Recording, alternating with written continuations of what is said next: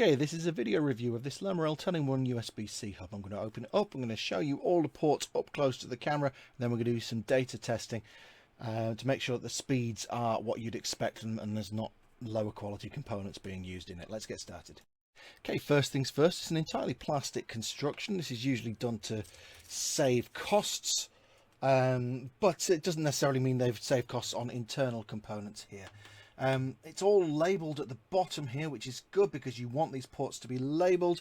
So starting on this side, you've got SD and micro SD. You've got USB-C, that's 3.0, so that's 5 gigabits a second. You've got HDMI just there, and power delivery just there. On the other side, you've got, nicely coloured in the correct colours, 2 5 gigabits a second USB 3 ports and 2 USB 2 ports.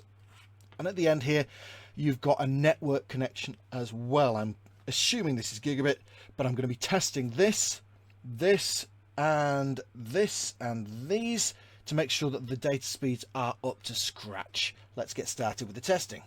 Oh, before we get started with the testing, let's just see how long that cable is. 21 centimeters, 23.5 if you include the plug. Okay, the hub itself is that big. You can see on the grid how big it is. So we started by testing the USB-C port. This should be about 460-ish, 450, 460 megabytes a second.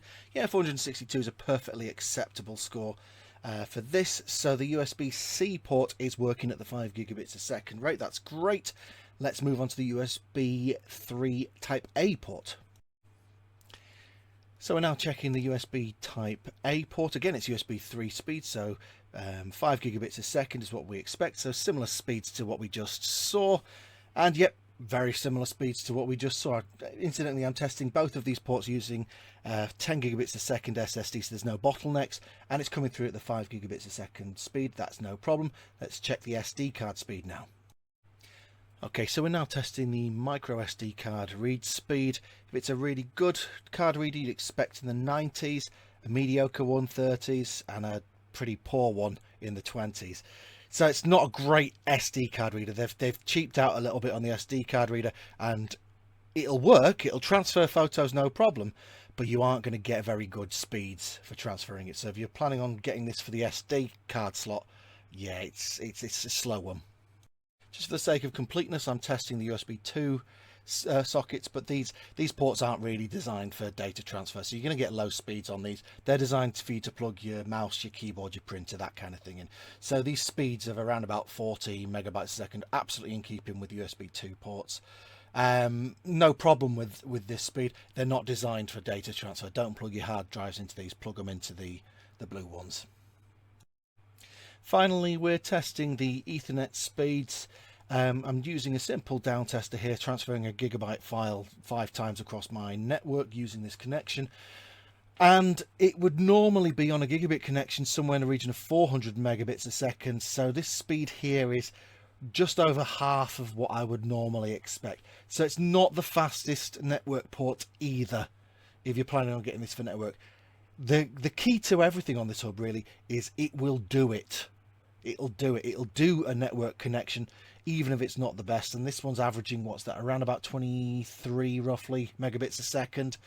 It's not a great score, but you'll get a network connection if you need to use it here. And you know what, you might not really notice it unless you're transferring files across your network. You might well not notice this particular speed.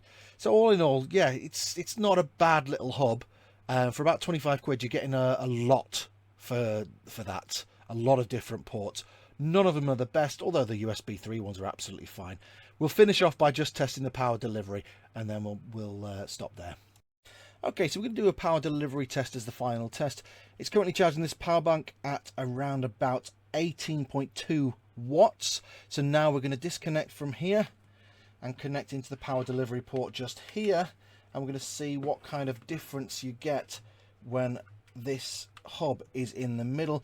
Does that reduce power delivery? You'd expect it's going to have some sort of reduction on power delivery, but is it going to make a big difference? Let's just wait for a moment and allow this to stabilize. Okay, and I have allowed this to stabilize, and what you might be able to see from this slightly larger display is that the amperage, sorry, the current being drawn is jumping all over the place. It can't stay consistent. It's drawing around about 8.7 watts on average here, 8.8 watts maybe, which is a long way down from what it should be. So power delivery, not a strong feature of this. It will provide power, but it is really jumping around all over the place. It's not going to be a stable amount of power that is delivered to your device there. Conclusions, well, you get a lot for your money. Usually a hub with all of these features would be a lot more expensive, and that's borne out by the testing here. They've obviously used cheaper components in certain parts of this. HDMI test, I did do that off camera. You can't really see it on this, so I didn't bother showing you, but HDMI works okay. USB-C speeds were absolutely fine for data. Similarly with these USB type A ports, all working exactly as you'd expect, full speed for those. Power delivery, not great. SD card reader, not great. Network speeds, not great. But they are there. To get a hub with all of those things on them would normally cost you in around, I would say probably around the £40–45 range. So it's cheaper, and the performance in some of the ports is lower. If you can live with that, it might suit you.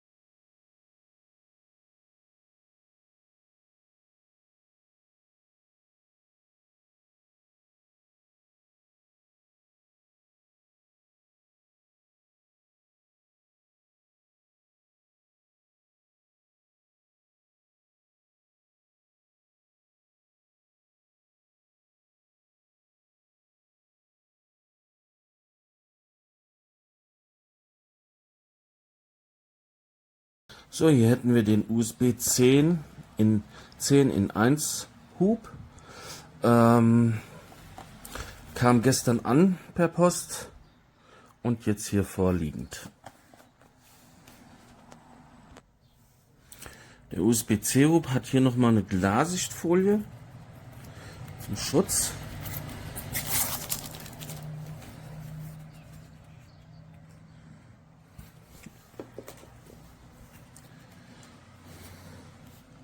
Wir hätten hier zwei USB 3.0 Anschlüsse bzw. 3.2, dann nochmal eine USB 3.0 und zweimal USB 2.0. Ein RJ45 Netzwerksteckeranschluss mit den beiden Signal-LEDs für Power und Transmit. Dann hätten wir auf der weiteren Seite einen SD-TF-Kartenslot sowie Micro-SD-TF-Kartenslot sowie einen SD-Kartenslot. Wohlgemerkt SDHC für beide.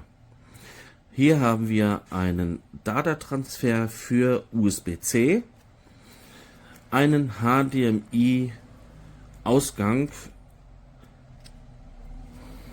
mit den höchsten Spezifikationen und dann hätten wir einen Power Delivery Anschluss, sprich also für die Eingangsspannung bis 100 Watt von einem Netzteil, externen Netzteil.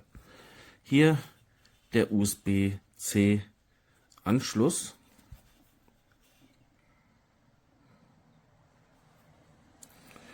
Um diesen am Rechner zu connecten.